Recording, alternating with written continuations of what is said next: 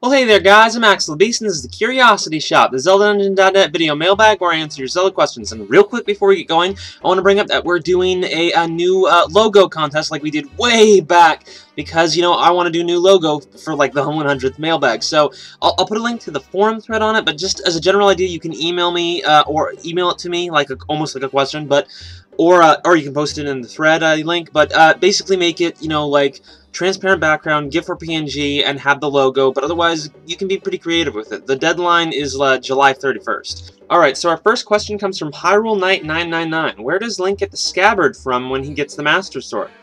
I don't know. Leonel 90898 asks, in the Wind Waker, wouldn't it be better if Nintendo had made the Ballad of Gales take you anywhere you want and see, instead of the places the whirlwinds are? Yeah. LinkFan 321 asks, at the beginning of every Zelda game, you can give Link any name you want. What name do you give him? I usually just call him Link. Well, this is a great one for everyone else to answer. And, you know, we've gotten this before, I believe, but, you know, it's a fun one. It's a basic one, so. For me, I actually always pick Axel, unless it's one of my later playthroughs, at which point I pick something crazy that I feel like fits the game. I've been Diablo, Kraken, Cobalt, Balor, things like that. Usually mythological things. I just have fun when I'm on minimalist runs and things like that. But for my first run, I'm always Axel, mainly because I share a game usually, and there's multiple people using the files. N64 Link asks, in the next Zelda game, what type of items would you like to see or don't want to see? I have always wanted to see Rock's Feather or Cape in a 3D Zelda game, and I also didn't like the whip. I thought it was only useful in that one dungeon and when you wanted to pretend to be Indiana Jones. What are your thoughts on this?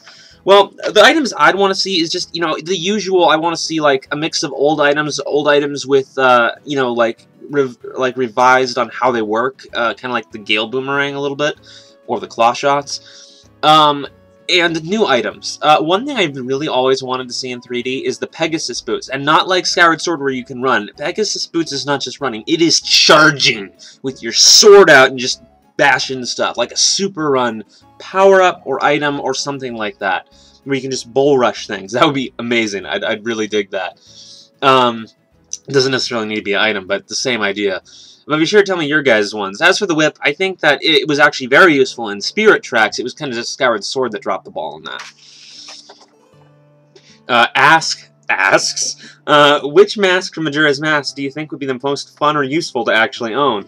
I think for me, I'd have to pick the stone mask. I mean, it's kind of invisibility, but it's not. It's just the ability to be so boring, no one's going to pay attention to you. And that's incredibly useful for, you know, like, a lot of situations, especially dangerous spots. You could actually, like, get away from bears and stuff. I guess any of the ones with powers would also be pretty useful, but for me, I'd totally go with the stone mask. Easily, hands down.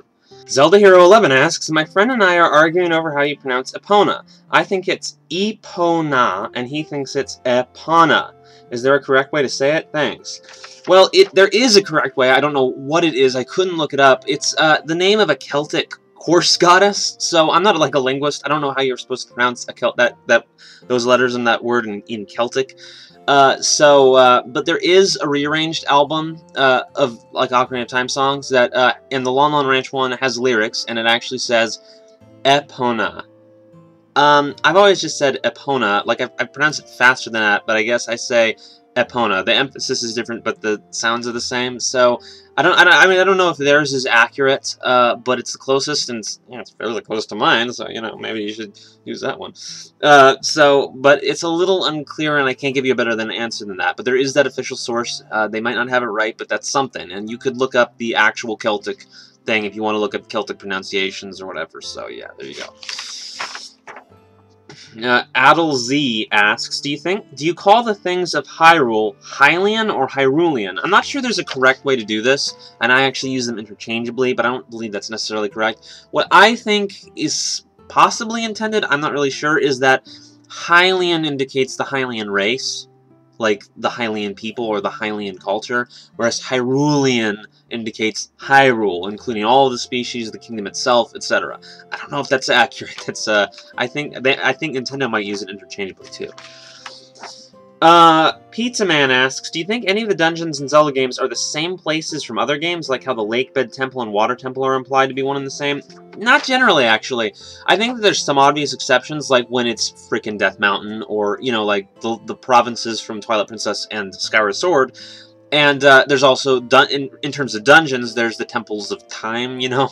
I guess there's only one of them is technically a dungeon, with the one in Twilight Princess. But that's still questionable, but maybe. It's the stuff where there's those obvious connections, but as for the rest, I really just think that 90% of the time they're just making a new area with similar themes. I don't think that there's any more to it. Lord Ryujin asks, what would you think of a Zelda game that plays similar to the Mega Man series, where you can tackle dungeons in any particular order, but the area may be easier to traverse with a certain item from another area?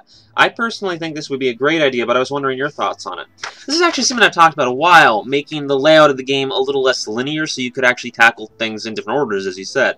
I don't know if doing it exactly like Mega Man's format is necessarily the best, that extreme. I think there probably should be some linearity with how the plot goes, but I think definitely some dungeons should be able to be interchanged in order, and maybe even them encourage this. Like you said, like, you could actually make it easier by going to one place first or whatever, getting the order right. But, you know, I'm a big fan of the Mega Man series. I think it's a good mechanic, and I think the non-linearity of the dungeon traversing is a good idea for Zelda. So yeah, I think it's a good idea to try out. I definitely think it's something that's been lost in the recent games that was a strong aspect of the old games. So yeah, definitely. Mushroom1up1 asks, since Ganondorf was the king of the Gerudo tribe, and they say that a new king is born every 100 years, do you think we will ever see another Gerudo king other than Ganondorf in a future Zelda game? I'm going to say no, because I think that they really invented that for Ganondorf. I mean, like, maybe, but we'd have to see the Gerudo race again, and I don't necessarily think that's going to happen, at least not very much. Though an odd note is that there technically are two Gerudo kings. They're just both Ganondorfs. It's official. Hyrule Historia confirmed that Ganondorf of Four Swords Adventures is a well, Ganon, I guess, but it was another Ganondorf. He was the same thief from the Desert Story. Is actually a different Ganon. On the, you know, in Twilight Princess, he died. He's dead, and a new Ganon was actually born. So there are officially two Ganondorfs. He just is a different guy, has the same basic origin story, and came to power in a similar way.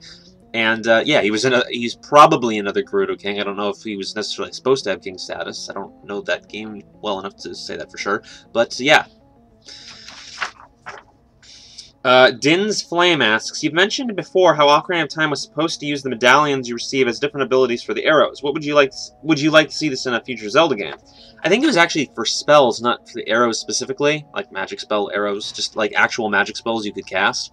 I actually do want to see spells in future Zelda games. I don't know if necessarily the medallion thing specifically, but I would really like to see the magic system appear in a future Zelda game. I really think that's an element that they have underplayed a lot lately, and I'm disappointed that it sounds like they're not really that interested in doing it again. I'd like to see it again. I think it's a benefit to the series. It's a benefit to, like, you know, the combat, having all that extra element to keep track of. I really think they should do it again.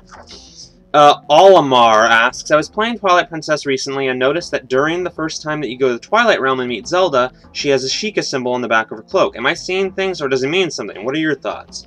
It's there. I don't think it means a lot. The Sheikah are supposed to serve the royal family. Zelda's pretended to be a Sheikah in Ocarina of Time. And the Sheikah symbols kind of appeared all over the place in a few of the other Zelda games, so I don't think it means much, no. Zelda Characters asks, do you think the Great Tree in Skyward Sword could be the Great Deku Tree from Ocarina of Time?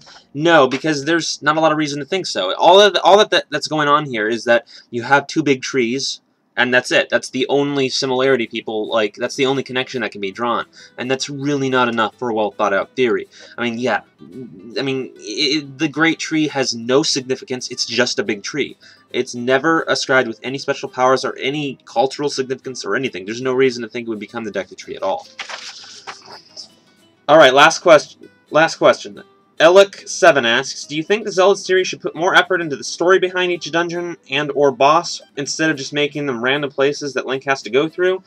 Yeah, maybe. I mean, I think that, I don't think they need to do that every time. I definitely like the idea of just exploring a random cave.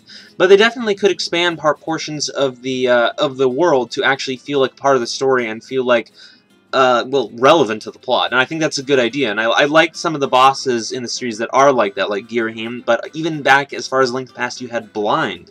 who had some plot relevance to that area. It's like not to the main plot, but he had his own little story, and I thought that was interesting. Again, I don't think they need to do this all the time, and I think Skyward Sword did this a bit. You had those temples at the beginning of the game that you had to go through, and they actually were temples of Hylia. Or at least that's my impression of them. And you are actually following Zelda to them, and they had relevance to the plot. And but yeah, they could expand it more for sure. Alright guys, that's it for this time. Be sure to send your questions to the contact page in the description, and I'll see you guys later. Nintendo 6830 asks, do you think... And that's it. What are you implying? Of course I think. I don't think it's Epona, and he thinks it's and he thinks it's Epona. Epona. Oh.